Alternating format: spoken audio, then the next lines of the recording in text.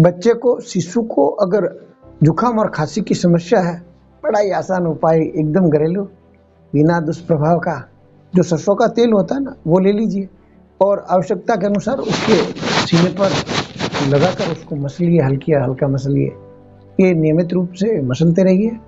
दूसरा, जो तेल है सरसों का, वो थोड़ी सी मात्रा में लेकर बच्चे के गुदा स्थान पर लगा दीजिए।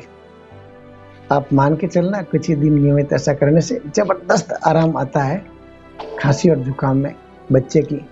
ऐसी छोटी छोटी अचूक घरेलू जानकारी के लिए इस पेज को फॉलो कर दीजिए। दूसरों की भलाई का मन मोट बन गया हो, जानकारी शेयर कर दीजिए। एक लाइक मेरे लिए